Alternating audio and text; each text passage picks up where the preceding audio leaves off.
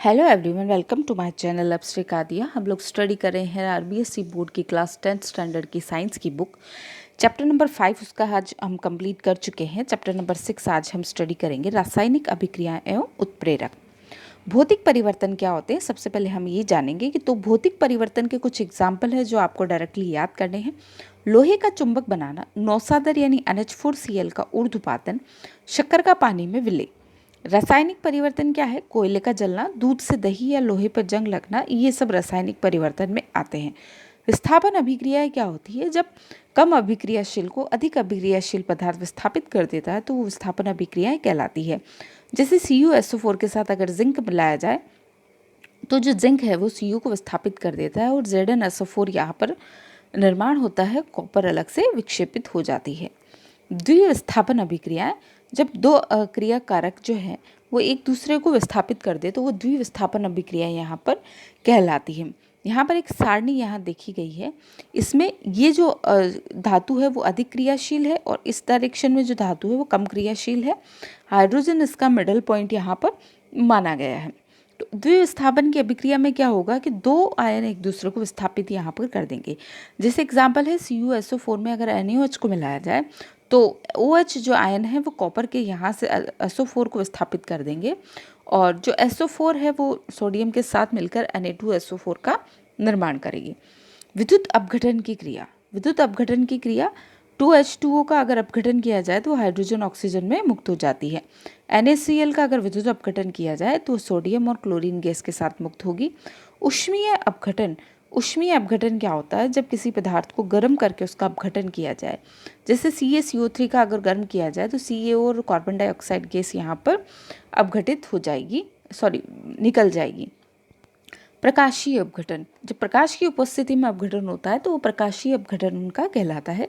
जैसे HBr को प्रकाश की उपस्थिति में और HCl के साथ मिलाया जाता है तो यहाँ पर hydrogen plus Br2 bromine gas यहाँ पर मुक्त होती है।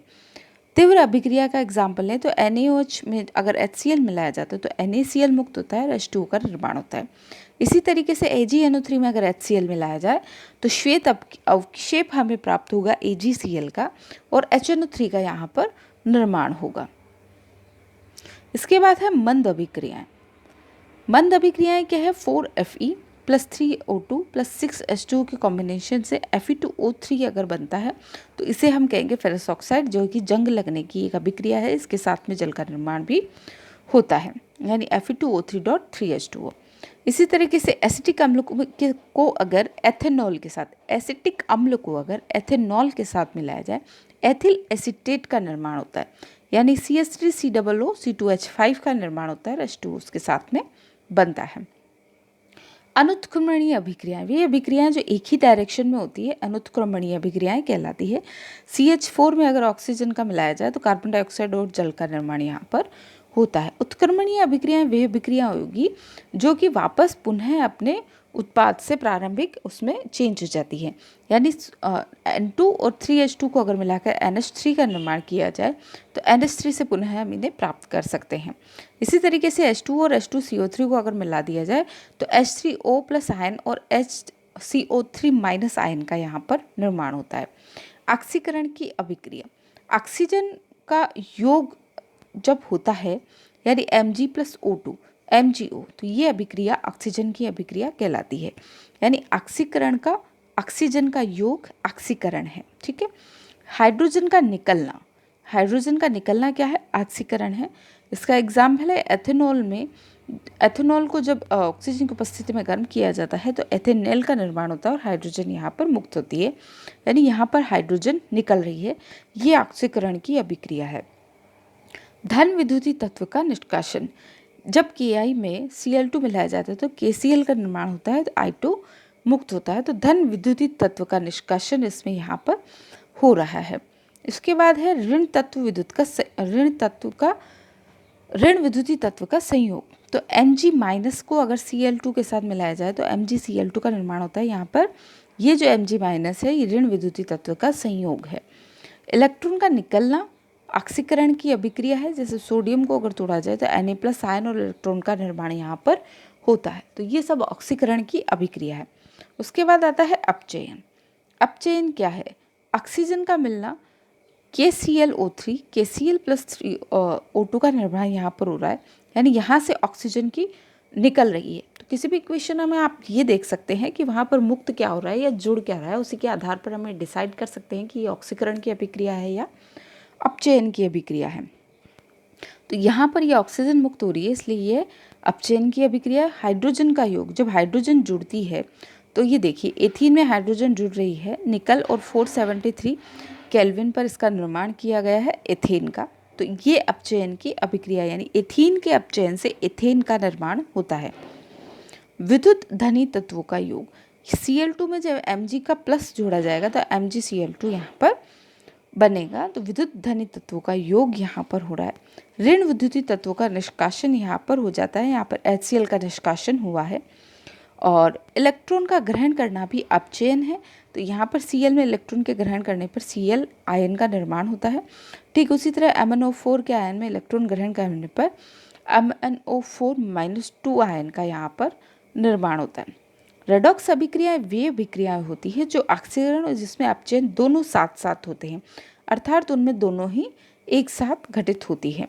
यानी ZnCuSO4 से ZnSO4 प्लस Cu का बनना क्या है, ऑक्सीकरण और अपचयन दोनों है।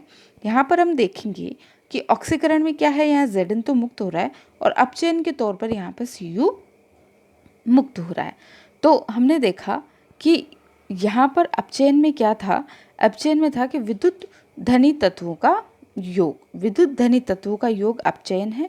और यहाँ पर हम देखेंगे कि विद्युत धनी तत्वों का योग हो रहा है और यहाँ पर एक कॉपर मुक्त हो रहा है। तो ऑक्सीकरण और अपचयन की अभिक्रिया के लिए ये एक समीकरण है। इसके बाद नेक्स्ट है उदासीनीकरण। जब अम्ल और क्षार मिलकर जल व लवण का निर्माण करते हैं तो वो अभिक्रिया उदासीनीकरण की अभिक्रिया कहलाती है। जैसे प्रबल अम्ल और प्रबल क्षार मिलकर pH 7 लेवल तक के विलयन का निर्माण करेंगे। अगर प्रबल अम्ल के साथ दुर्बल क्षार मिलाया जाए तो वो विलयन जो है वो अम्लीय होगा और उसका pH 7 से कम होगा। यदि दुर्बल अम्ल में प्रबल क्षार मिलाया जाए तो उसका जो pH है वो 7 से अधिक होगा, यानी वो क्षारीय होगा। एसिटिक अम्ल एक दुर्बल अम्ल है। एसिटिक अम्ल क्या है, एक दुर्बल अम्ल है। इसके बाद उत्प्रेरक क्या होते हैं। उत्प्रेरक अभिक्रिया के वेग को परिवर्तित करते हैं मगर वो खुद चेंज नहीं होते। तो उत्प्रेरक अभिक्रिया के वेग को बढ़ाने या घटाने के काम आते हैं। ऐसा नहीं है कि अभिक्रिया को बढ़ाने के काम आते हैं, कई बार अभिक्रियाओं की गति को कम करने के भी ये काम आते हैं। यहाँ पर हम देखेंगे कि KClO3 में अगर MnO2 को मिलाकर गर्म किया जाए तो KCl और O2 का यहाँ पर निर्माण होता है। साथ ही इसका एग्जाम्पल है कि वनस्पति तेल जो है उसमें अगर हाइड्रोजन मिलाई जाए तो निकल और वनस्पति घी का यहाँ पर निर्माण होता है।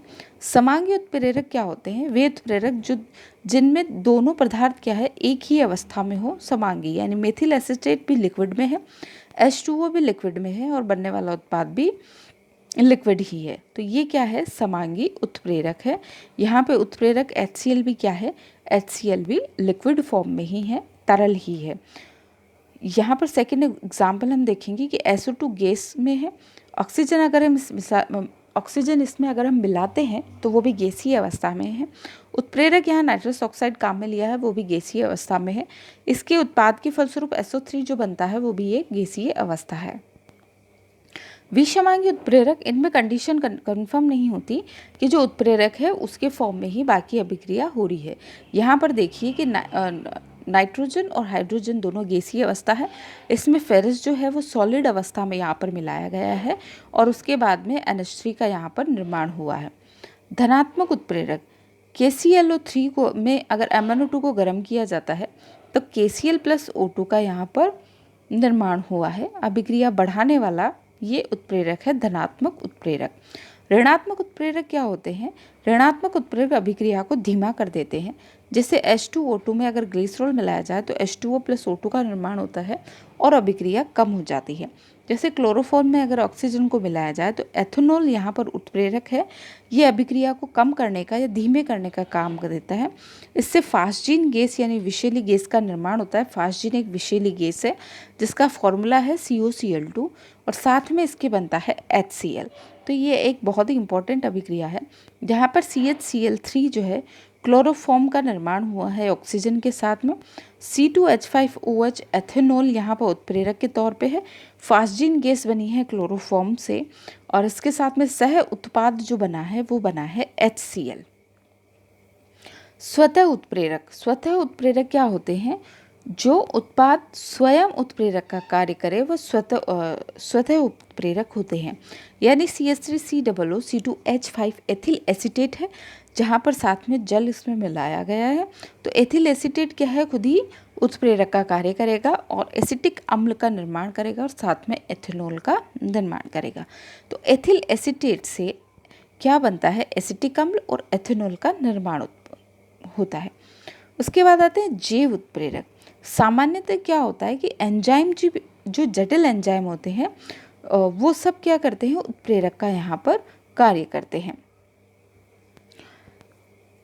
एंजाइम जटिल नाइट्रोजनिक कार्बनिक यौगिक ये सब क्या होते हैं? जैव उत्प्रेरक होते हैं। इसका एग्जाम्पल देखेंगे, ये एग्जाम्पल बहुत ही इंपॉर्टेंट है एग्जाम की दृष्टि से भी। यहाँ पर यूरिया यानी NH2CONH2 में H2O को मिलाने पर यूरिएज का निर्माण होता, यूरिएज की उपस्थिति में NH3CO2 का निर्माण होता है। माल्टेज जो है उसमें यहाँ पर माल्टोज जो है उसमें जैव उत्प्रेरक माल्टेज मिलाने पर ग्लूकोज का निर्माण होता है। यूरिया में यूरिएज एक जैव उत्प्रेरक है, उसे मिलाने पर NH3 और CO2 का निर्माण होता है। फिर आता है आपका उत्प्रेरक वर्धक। वे पदार्थ जो उत्प्रेरक की क्रियाशीलता में वृद्धि करे उत्प्रेरक वर्धक कहलाते हैं। जैसे नाइट्रोजन हाइड्रोजन को फेरस और मोलिब्डेनम की उपस्थिति में मिलाया जाए तो NH3 का यहाँ पर निर्माण होता है। जो MO है वो मोलिब्डेनम चूर्ण है और Fe की क्रियाशीलता में ये वृद्धि करता है। तो जो ये MO है वो उत्प्रेरक वर्धक है, यानी उत्प्रेरक की क्रिया को भी और तेज कर दे। वनस्पति तेल में जब हाइड्रोजन प्रवाहित की जाती है तो निकल के साथ कॉपर भी मिलाया जाता है जो कि वनस्पति घी का निर्माण करता है। यहाँ पर निकल जो है वो उत्प्रेरक है और जो कॉपर इसमें मिलाया जाता है वो उत्प्रेरक वर्धक के तौर पर यहाँ पर मिलाया जाता है। उत्प्रेरक विष क्या होते हैं? जो उत्प्रेरक की क्रियाशीलता को कम कर देते हैं। जैसे नाइट्रोजन और हाइड्रोजन में जब Fe मिलाया जाता है तो NH3 का यहाँ पर निर्माण हमने देखा है। अब यदि इसमें CO CO यहाँ पर मिला दें तो Fe की क्रिया में क्या होगी? कमी आ जाएगी। ताप बदलने पर उत्प्रेरकों की क्रियाशीलता भी क्या होती है? प्रभावित होती है। यदि ताप बदल दिया जाए तो उत्प्रेरकों की क्रियाशीलता प्रभावित होती है। यहाँ पर कुछ क्वेश्चंस है। FeCl3 का FeCl2 में परिवर्तन अपचयन कहलाता है। एक पदार्थ को दो छोटे अणुओं में टूटना अपघटन कहलाता है।